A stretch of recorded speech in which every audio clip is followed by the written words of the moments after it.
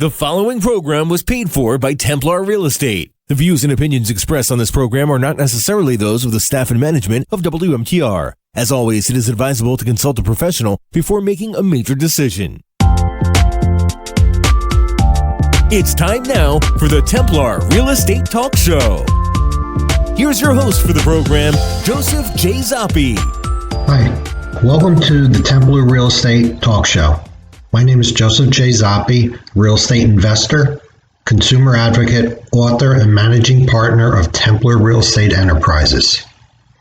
You can reach us at templarcashforhouses.com or call us at 973-315-7990, and we can answer any questions you may have or email us from our website. If you want any questions answered on air, we'll try our best to do it, especially in these crazy times. I've had a lot of calls from people and answered a lot of questions, but if you can't get in touch with us, you could leave us a message via our messaging on our website. My company is a real estate investment firm, and we buy houses for cash. We purchase apartment buildings. We do joint ventures with other real estate investors. We loan money for rehabs and provide transactional and gap funding. We work with individuals that want to invest with us in single family and apartment buildings too. We do not speculate, and we're very protective of our money and our investors' money. And this is so true nowadays with everything going on. None of our investors have lost any money from us. They've all made money, and they continue to make money based on sound financial decisions that we've made with our investments. I'm not a real estate agent. I have individuals on staff that are agents that will sell your house through the traditional multiple listing service, but we're not a broker. The show will go over everything that is about real estate, those things that impact real estate. We'll talk about our rehabs, some of our investments, what we went through that were successful, and certain things that we did learn through those mistakes that we've made with our rehabs or whatever the case may be. We'll discuss trends in the real estate market, especially now, the way the market is. Things are going to change a lot in the next year or two with the real estate market. So we're actively looking and tracking where the market is going. But we're fairly confident. It's not going to be cataclysmic, but there's going to be some real pain that's going to occur in the market. Real estate is your biggest or one of your biggest investments. So it's important that you know as much as possible about it. I will provide my opinion. It's only my opinion. And I ask everyone to do research, everything that they do, whether it's with a CPA, an attorney, any business transaction, you need to research it and look at all the different ways and possibilities. Knowledge is really power, and that's the only way you're going to be successful in whatever task that you're doing. We've been having a lot of private discussions with potential investors. I'm very surprised at how many people have called us looking to get out of the market and invest in real estate and where we think it's going. I'm open to any discussions that anyone wants in terms of this. We're, putting things on hold, obviously, as a result of the coronavirus, but we're plotting things out for when things kind of return to normal. I think it's going to be a long time, and I think a lot of people believe that. It could be upwards of 6 months before things really start to improve, unfortunately. But hopefully I'm wrong. Hopefully it's only a couple months. And we'll look forward to the changes that we'll have to do. One of the things that I'm going to cover today is mortgage forbearance, what that is. And the other thing I'm going to talk about is the market cycles. Markets, the stock market goes in different phases in terms of people's fear and greed. And as the market goes up, greed increases. And as the market goes down, obviously, anxiety increases. So there's all different phases in a market, and I'll go over those.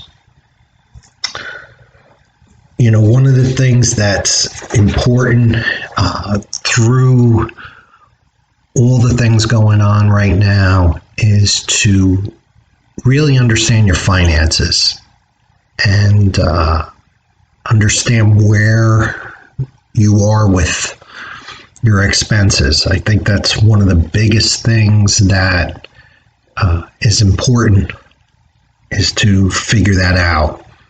You need to really take a strong stock of where your expenses are, which ones you could cut out, which ones that you could eliminate completely, especially discretionary spending like going out, things like that. Once things kind of return to normal, we're going to get hit with some huge financial bills. And obviously it looks like President Trump and the Democrats are all working together, which is great in terms of putting certain programs in place. But some of those longer term problems might take a while to put in place.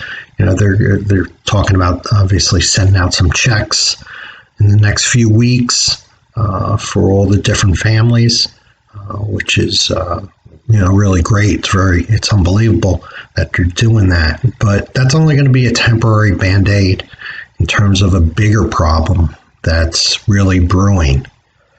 So it's very important that you start really looking at your expenses, listing them out, and understanding which ones could be cut out. And, also in terms of where you are with your assets. Right now, if you're having a problem paying a mortgage, it's going to be even a lot more challenging in the future. And, there's going to be, they're holding off foreclosures now, and who knows what they're going to do in the future. But they probably will have foreclosures again in the future. And, there was certain things that the last economic downturn, they put in place like TARP to help with saving your home.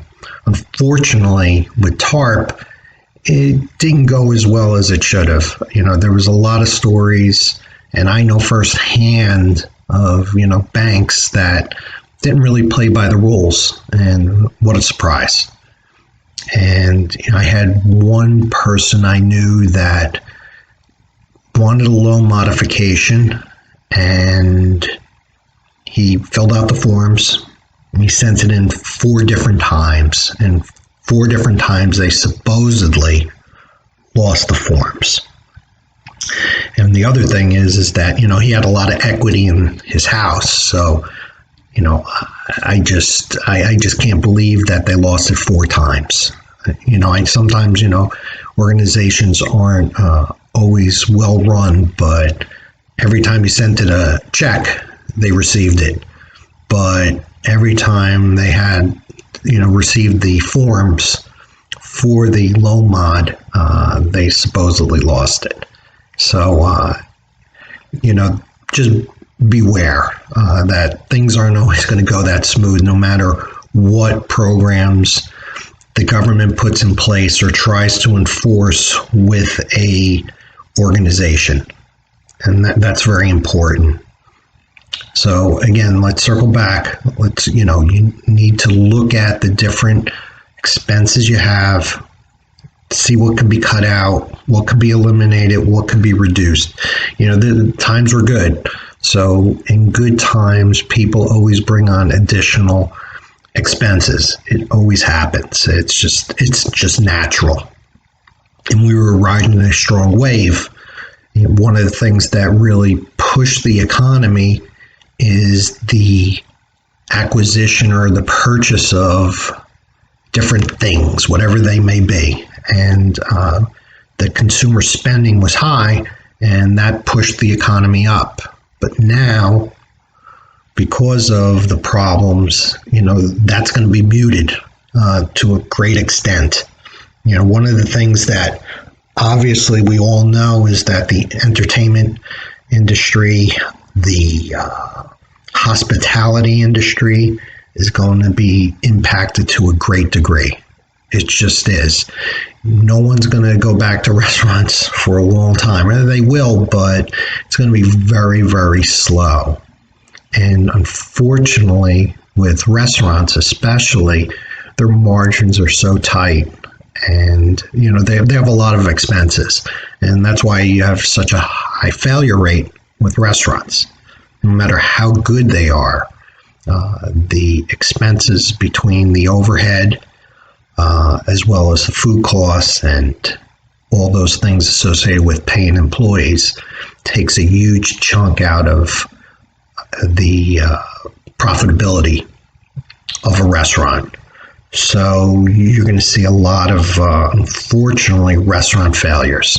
It's going to happen. And as a result of that, obviously those individuals that rely on those paychecks, so they might be looking at other areas to start working. Previously with the downturn in 2008, 2009, it was even though it came down quick, business did not stop completely. Right now, business has stopped completely, as everyone knows. With restaurants doing some takeout, they're open for limited hours. And, I sometimes even wonder that the cost to keep the restaurant open for making a few meals is really even worth it sometimes. So it's going to be really difficult, to say the least. And, I think with the markets, we're not going to see the full impact of what's going to happen for a while. So, as I have stated before, I used to be a trader, and I had gotten out of the market on the last downturn. So I went through two downturns, one in 2000, 2001, and the second one, 2008. And instead of reacting, I was being more proactive. So I used to trade, and I could go in and out of a position quickly and really limit my losses. And we're very good at it. But it was always a grind, and you always had to be looking at the numbers. It was just a grind. But it's going to be tough. The market's going to go down further until everything shakes out. I firmly believe it'll go down because nobody knows really what the end result is right now. How much companies are losing. So anybody that really, I think, jumps into the market, I'd be very wary. I was talking to a friend of mine, and he was asking me about it, and I gave my opinion. I said, well, eventually I would, if I was going into the market, I'd be going into something like an airlines or something like that, because they're going to be so beaten down. And I get a text from him the other day. He says, Joe, I made $1,500. I jumped into American Airlines. I was like, whoa, you were lucky when you jumped in. But you got to watch it. I wasn't saying to do it right now, but, it's going to be very difficult. And really, nobody's going to know where the bottom is right now. And I'd be very, very wary of jumping in right now. I think we have a lot more pain to encounter on the market and where it's going. One of the things that you always got to understand is that you're not going to time the market.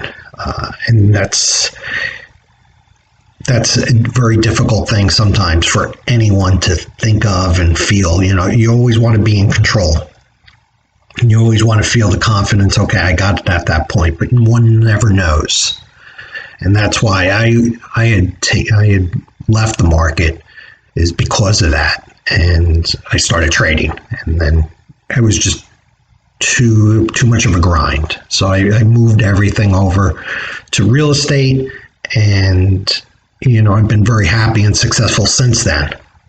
But even with real estate, there's going to be some impact in terms of the sale of houses. It's going to be a lot slower. First thing. Second thing is that we'll probably see a reduction in list prices. I think that's something that's big. The other thing is that I think, though, there's a lot of opportunity for investors, whether active or passive, in terms of purchasing rentals.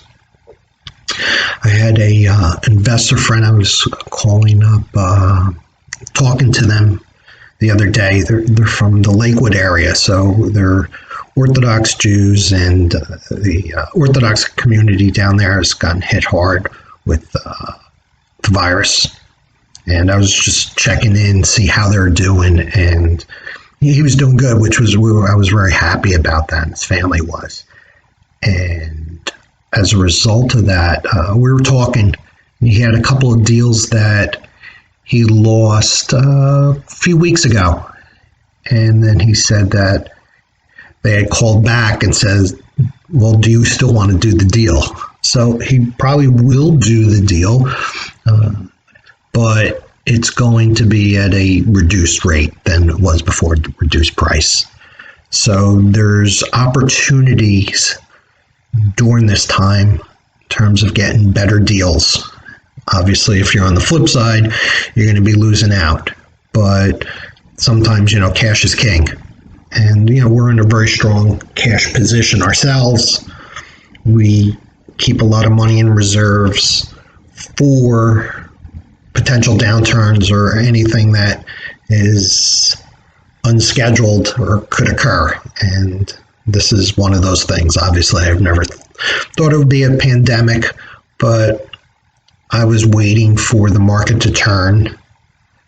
And whenever that would be, because I wouldn't time it, and I couldn't time it, but I knew it was coming towards the top. And I thought we might be still a couple of years out, a year out, so on and so forth. But unfortunately, that wasn't the case. But we're very happy of where we're at, relatively speaking. Certain properties we will have to discount, but we'll still make money. And, we're getting a lot of calls from individuals that are in precarious situations, and we're here to help. We might not be able to act immediately in the next couple of weeks based on everything going on, but we will be able to do something with these homeowners. And that's one of the reasons why we started this organization, is to help individuals in tough situations, especially the elderly. So, that's something that we're very, very proud of and happy about. So one of the things I want to talk about right now is called mortgage forbearance. And I think that's a really good topic for the way things are. So, as I said before, you have to look at your expenses and understand where you are. Now, mortgage forbearance, or we'll say forbearance, is the means to hold back. That's to hold back. In this case, a bank agrees to hold back on its legal right to foreclose. So what you would do is you would contact the bank and say, I'm running into some financial issues. So there's a couple of different things when you run into financial issues. You talk to the bank. One is a low mod. And low mod says basically that they'll reorganize the loan or re-amortize basically. And all your fees and all the interest that accrued while you were not paying will be put on the back end. So that'll basically extend the loan for a number of years potentially, but it's also going to increase the amount of the loan. So one of the problems with that is that you don't know if in the end really it's more than what your house is worth. So that's a problem. So there's also what's called forbearance. Now, forbearance means to hold back. So in the case of your bank, they agree to hold back on its legal right to foreclose. So there'll be like a grace period. And then you could enter into this agreement, this forbearance agreement with the bank. So they'll freeze everything for 3 months to approximately a year. After that year is up, you will either pay a lump sum amount for the amount that's due, or your monthly payments will increase by X dollars for a certain period of time until you're caught up. And then it'll go back to the mortgage payment that you were paying previously. So that's really good. You know, one of the things is that if you know ahead of time that you're going to run into this, it's better that you contact them immediately. And what they'll do is they'll talk to you, you'll explain the hardship, and that's very easy right now, and how long you think you'll be in this hardship. So usually it's based on a temporary amount of time, like I said, a few months to a year. Problem is, you might not know how long you're going to be in this situation, especially because of the way it is out there right now. You know, you could say it's going to be a year, and that might be a safe bet. But most people are not going to know. That's the challenge right now that a lot of people are going to have. After that, they'll send you a packet of information, and that packet of information will have questions about the assets you currently own, your expenses, as well as your discretionary expenses. They'll also prefer if you try to take certain measures ahead of time, like reducing certain expenses that you didn't need or paying things off, which maybe is a good idea, maybe not, because, you know, like I said, cash is king right now, so you might not want to be paying off certain things. You just want to keep the money. But certain things that you might be able to cancel, like when you have your cable bill, and instead of having the sports channel and 10 other channels, you know, or packages, you know, you reduce that to, you know, some basic cable and basic cable and internet service or other things like that. So those are some of the things. They're going to also look at what your pay stubs are, anything you're getting maybe from the government, any type of government assistance if that's the case, and then they'll review it and then make a decision. Now, if you're proactive and you have enough money set aside, or you have enough coming in to, you know, pay those mortgage bills, that's good in a way, because that's not going to affect your credit. Okay, but nowadays, you know, all this has to be balanced out. You might say to yourself, well, I don't care if it affects my credit, I just need to survive, which is the case. So there's not one specific answer for anyone. It's really based on looking very closely at where you are financially. That's very, very important. If you are worried about your credit report, if you go into a forbearance agreement, for the most part, banks won't report on it, and you could work with them on that. Certain banks will. They'll say you're making partial payments or in the process of paying back, which is a good thing.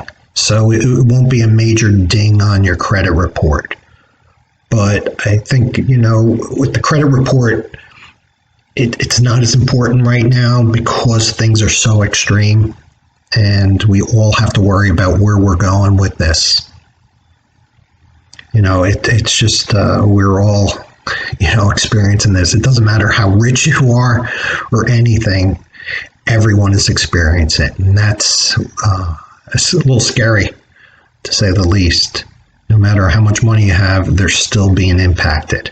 So you could be the president of the United States or one of the top leaders, and it doesn't really matter because your money doesn't matter in this situation. It's, what you got, what this bug is that's floating around. Again, I'm coming to an end of my recording here. It's Friday where I'm recording, and unfortunately I couldn't go into the studio, so I'm recording from my home. So the quality, I'm not sure how good the quality is. I've asked the radio engineer to hopefully smooth out certain things in terms of echoes. I wasn't really set up for this, but we did not want to go into the studio and record today or yesterday. So we're doing it here at home. The other thing you have to look at, right now the market is going up a little bit, but do not see the market going up for 1, 2, 3, 4 days and say it's over. Please do not think that way. It's very important. Look at where your financial position is and whether you really want to liquidate your positions or not. Well, I want to thank everyone. Again, you could call me anytime, or you could contact us at Templar Cash for Houses. Thank you very much. God bless. Take care. Life can be a roller coaster, and sometimes you need to sell your house fast. That's why there's TemplarBuysHouses.com. Maybe you're downsizing, getting a divorce, having health or financial issues. If so, head to TemplarBuysHouses.com. TemplarBuysHouses.com.